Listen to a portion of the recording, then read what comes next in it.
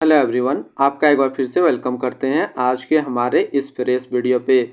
तो आज इस वीडियो के अंदर मैं आपके साथ डिस्कस करूंगा bank of India small cap fund direct growth का कंप्लीट एनालिसिस।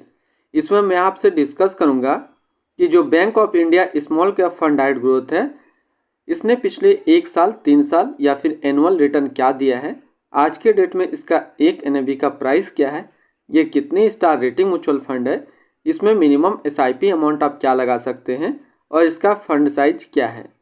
साथ ही साथ मैं आपसे डिस्कस करूंगा कि bank of India small cap fund direct growth के अंदर कौन कौन सा स्टॉक लिस्टेड है और यदि आप अभी इसमें कुछ इन्वेस्टमेंट करते हैं तो आने वाले 6 महीने, 1 साल, 3 साल के अंदर आपको क्या रिटर्न देखने को मिलेगा।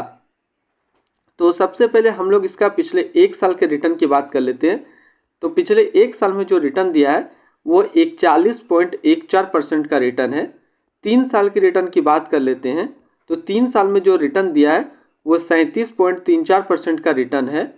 एनुअल रिटर्न की बात कर लेते हैं तो जो एनुअल रिटर्न है वो 32.43% का एनुअल रिटर्न है। अब हम लोग NAV देखते हैं तो आज के डेट में इसका एक NAV का प्राइस है 40 रुपया 93 पैसा।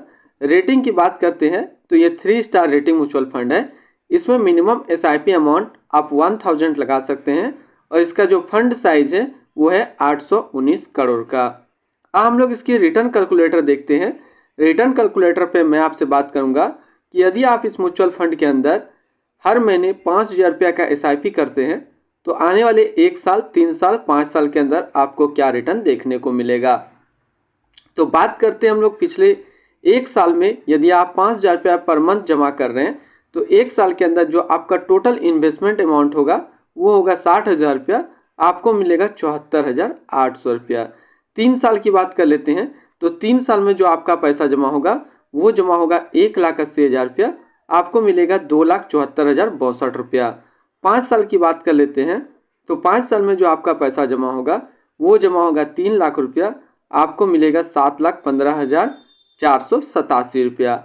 अब हम लोग होल्डिंग की बात कर लेते हैं तो इसके अंदर जो टोटल स्टॉक लिस्टेड है वो 64 स्टॉक लिस्टेड है, जिसमें से अगर हम लोग टॉप 10 की बात कर लेते हैं तो टॉप 10 में पहला नाम आता है BSE लिमिटेड, दूसरा है क्रेडिट एक्सेस जर्मन लिमिटेड, तीसरा है रेडिको खैतान लिमिटेड, चौथा है PCBL लिमिटेड, पांचवा है लेमन ट्री होटल्स लिमिटेड, छठा KSB लिमिटेड, सातवां है रेडगेन ट्रेवल टेक्नोलॉजी लिमिटेड, आठवां है पिराज इंडस्ट्रियल लिमिटेड, नौवां है केयंस टेक्नोलॉजी इंडिया लिमिटेड एंड 10वां है iris life science limited.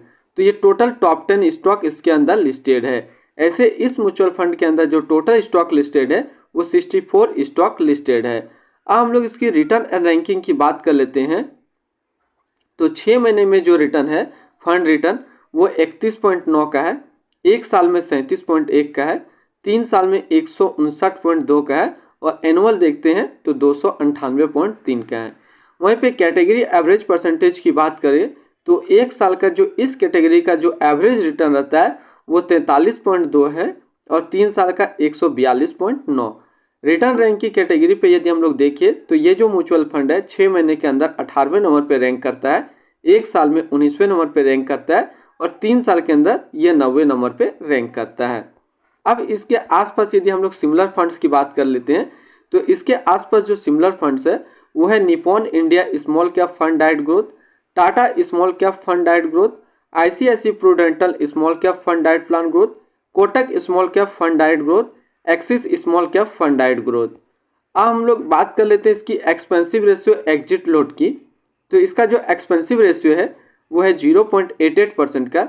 Exit load की बात कर लेते हैं, यदि आप अपना इन्वेस्ट किया हुआ पैसा 1 साल के अंदर 10% से ज़्यादा निकालते हैं तो 1% का एग्जिट लोड देना होगा। स्टम्प ड्यूटी की बात कर लेते हैं तो स्टम्प ड्यूटी है 0.005%। तो आज इस वीडियो के अंदर मैंने आपके साथ डिस्कस किया bank of India small cap fund direct growth के बारे में। फिर मिलते हैं हम लोग नेक्स्ट को इस तरीके का वीडियो की अच्छी जानकारी को लेकर के।